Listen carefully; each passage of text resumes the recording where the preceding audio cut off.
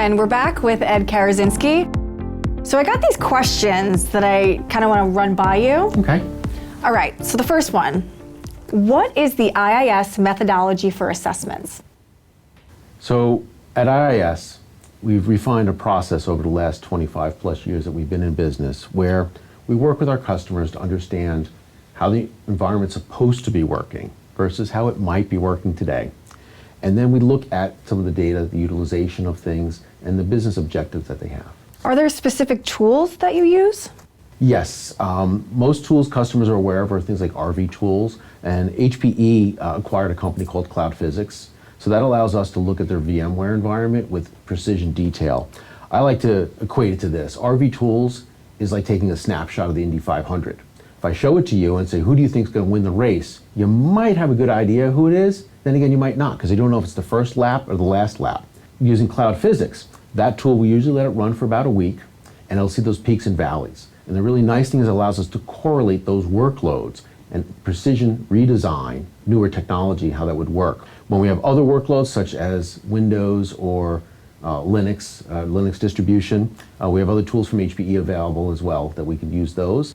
And then we'll even go and use some of the native tools that they may have already for their storage arrays, et cetera. So we like to leverage the customer's information along with the information we have and come up with a non-biased, data-driven solution. And what kind of deliverables should the customer expect?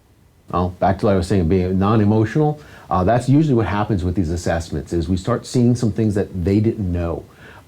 We also like taking some tools and seeing, where's that software stack that they're using? Where's that in its life cycle? Because they may be not knowing that they're coming up against unsupported solution that their business might rely on.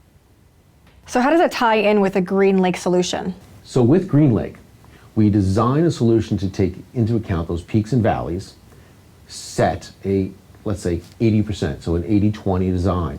So the customer's committed to the 80%, they've got the 20% buffer that'll allow them to hit those business peaks. Might be a month-end process or seasonality, in their model of how their products are consumed. So it helps us come up with a solution that drives down cost and increases efficiency in their system.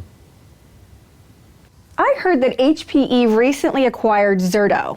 What is it, and how do you use that in your solutions? So Zerto is a software solution to protect both on-prem and cloud-based workloads. It allows us to take an on-prem workload and replicate it to the cloud to cloud, or cloud back to on-prem. Are there any other business solutions to it? Absolutely. So one of the key advantages to Zerto is its ability to build a runbook of what it's doing and how it's doing it. So when customers go and protect a workload, they can actually take that runbook and submit it to their staff and say this is what the application is going to do. As well as they can spin off a copy to do that DR test without affecting production. And I just loved having you on the show. We'll definitely have you back soon. And thank you so much. So for more information, you can contact us at insights@iisl.com. We'll be right back.